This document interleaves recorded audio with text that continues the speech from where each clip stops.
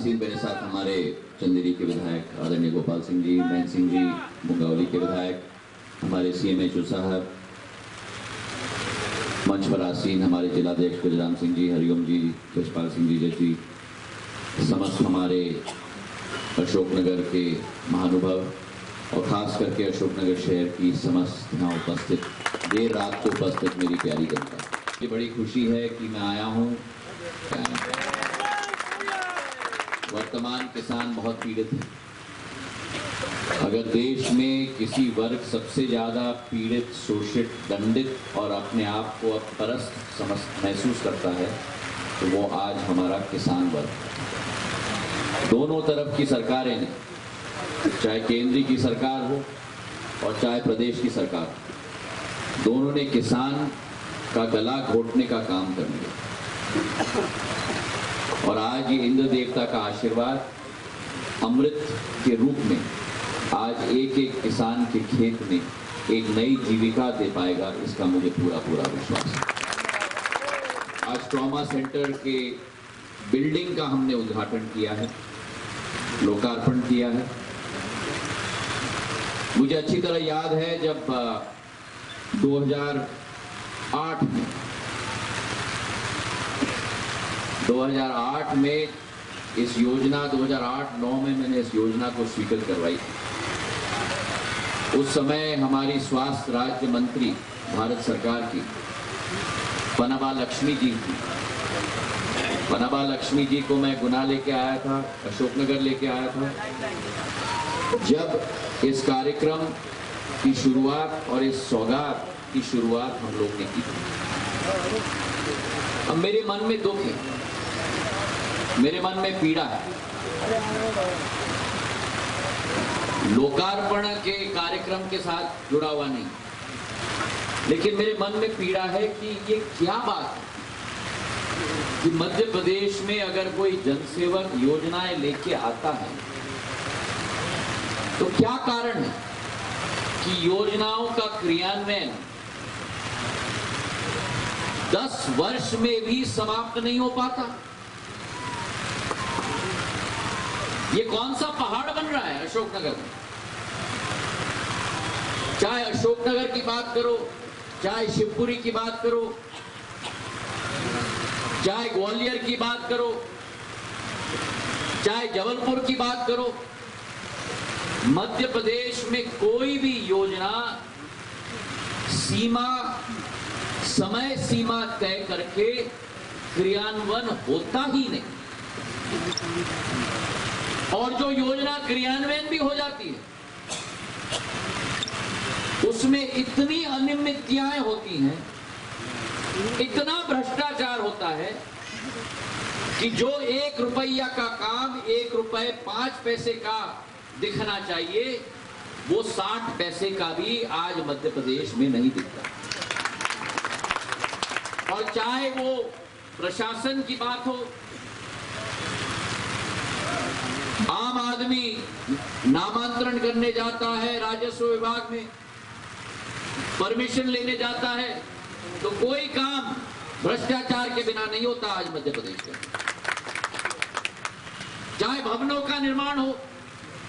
अब क्या कारण है कि ट्रॉमा सेंटर अशोकनगर में 2008-9 में मैंने स्वीकृत करवाया, 5 करोड़ रुपए उसी समय मैंने प्रदेश सरकार को दिलवाया, लेकिन 10 साल बाद जब आप और हम यहाँ खड़े हैं, लोकार्पण का कार्यक्रम है केवल भवन का, इसमें कोई उपकरण नहीं, कोई मशीन नहीं,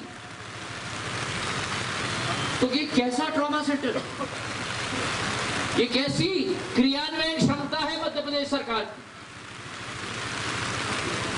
मैं पूरे संकल्प से कह सकता हूं कि मध्य प्रदेश में अगर कांग्रेस की सरकार बनेगी, अगर 1 रुपया का काम होगा, मैं देखूंगा कि 1 रुपया 5 पैसे का काम होगा। और अगर समय सीमा तय हो तो समय सीमा के आधारित अगर 10 महीने के अंदर काम होना है तो 9 महीने 5 दिन के अंदर काम होके हम लोग करेंगे। ये अगर क्षेत्र की जनता और प्रदेश की जनता के साथ खेल नहीं है तो क्या है, मैं पूछना चाहता हूं। मुझे रुचि नहीं है लोकार्पण में या शिलान्यास में, मुझे रुचि है कि जो योजना मैं लेके आया हूं उसका लाभ मेरी गरीब जनता को मिलना है। आज शिवपुरी में पेयजल योजना की मालगाड़ी निकल रही है।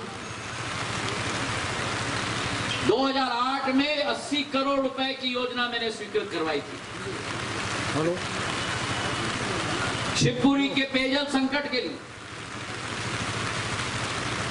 2008 में।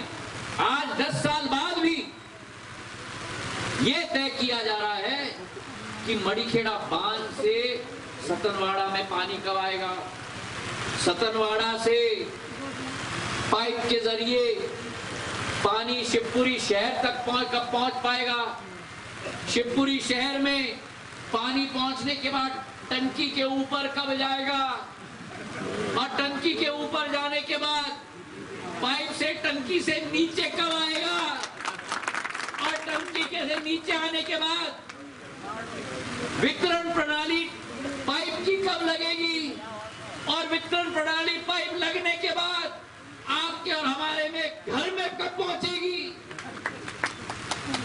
क्या तमाशा लगाते हैं।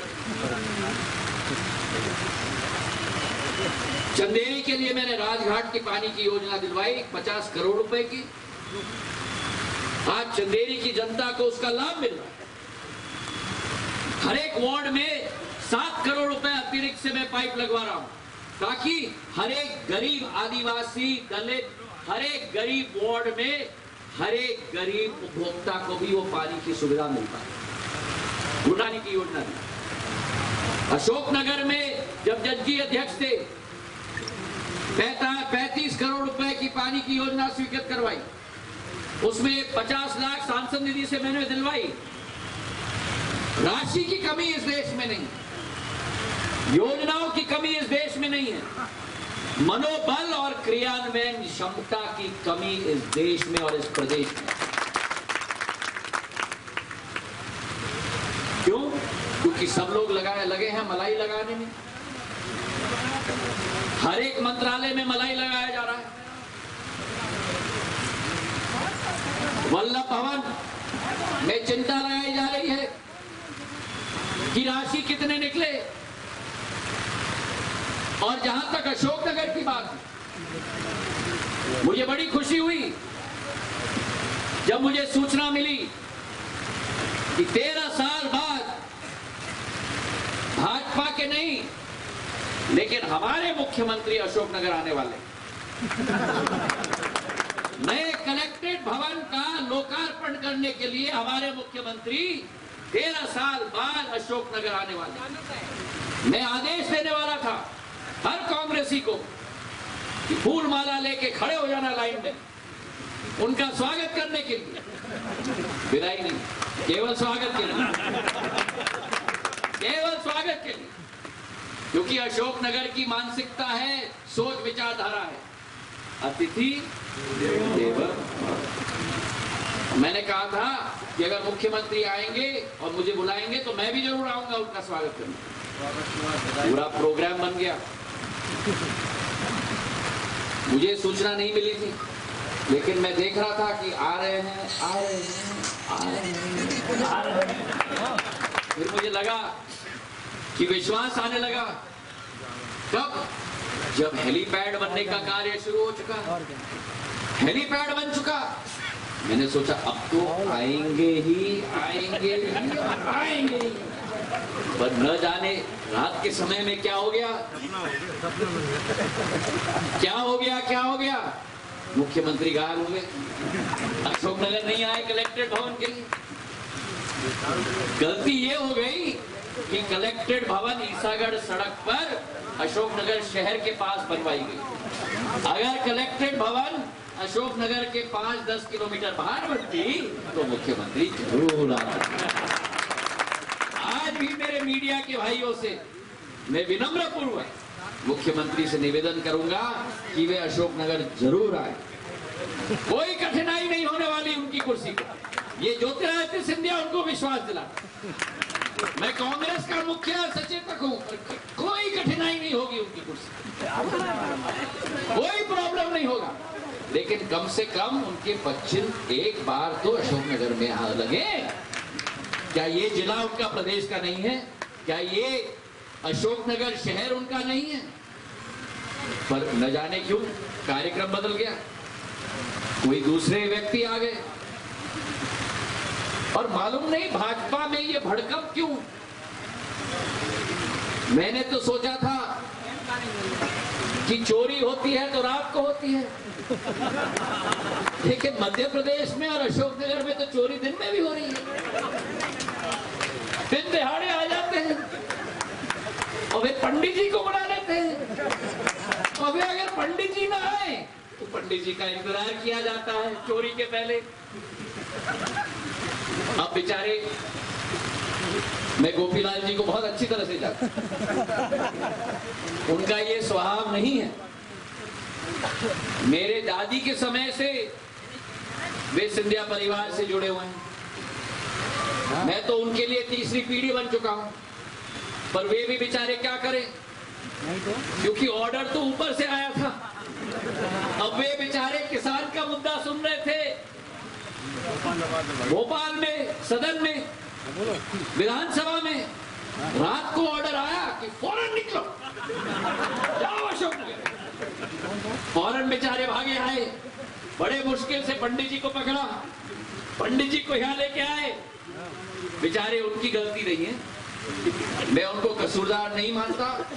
और बाकी में जो शासकीय कार्यक्रम अभी शाम को हुआ है, उसके लिए भी मैंने उनको आमंत्रित करवाया, क्योंकि मैं मानता हूं कि जो जनसेवक होता है, जो जनप्रतिनिधि होता है, उसका सदैव मान सम्मान रखा जाना चाहिए। और राजनीति में, लोकतंत्र में अगर ये मान्यता का खंडन हम लोग करेंगे तो आने वाली पीढ़ी के लिए अच्छे लक्षण हम नहीं छोड़ के जाएंगे। राजनीति में लड़ाई जरूरी है चुनाव के समय में। चुनाव के समय में जरूर सब कुछ जायज है, लेकिन मैंने सदैव कहा है कि चुनाव के बाद चाहे आप भाजपा के विधायक हो, चाहे आप कांग्रेस के विधायक हो, चाहे किसी अन्य दल के आप जनप्रतिनिधि हो, सभी को दिल बड़ा करके हमको साथ में लेना होगा, तभी प्रदेश का विकास और प्रगति होगा। ट्रॉमा सेंटर का आज बिल्डिंग का केवल लोकार्पण हो रहा है। सीएमएचओ साहब यहां बैठे हैं, मैं उनको बधाई देना चाहता हूं कि जो डॉक्टरों की कमी हर जिले में रही है, उस कमी को थोड़ी सी दूर उन्होंने अशोकनगर में करवाया है। यहाँ डॉक्टरों को लेके आकर सबसे जटिल समस्या आज मध्य प्रदेश में शिक्षा विभाग और स्वास्थ्य विभाग में। स्कूल में जाओ तो शिक्षक नहीं मिलता, अस्पताल में जाओ तो डॉक्टर नहीं मिलता, और अगर डॉक्टर मिल जाए तो दवाई नहीं। अब इस स्थिति का परिवर्तन हमको लाना होगा। ये शासकीय मंच है, तो इसमें पार्टी विषय पर मैं चर्चा नहीं करूंगा, लेकिन मैं जरूर कहूंगा कि मध्य प्रदेश में अगर बदलाव हमने नहीं लाया तो ये मुद्दा किसी राजनीतिक दल का नहीं रहा, ये आपका और आने वाले पीढ़ी का भविष्य का मुद्दा है। धन्यवाद। जय हिंद, जय भारत।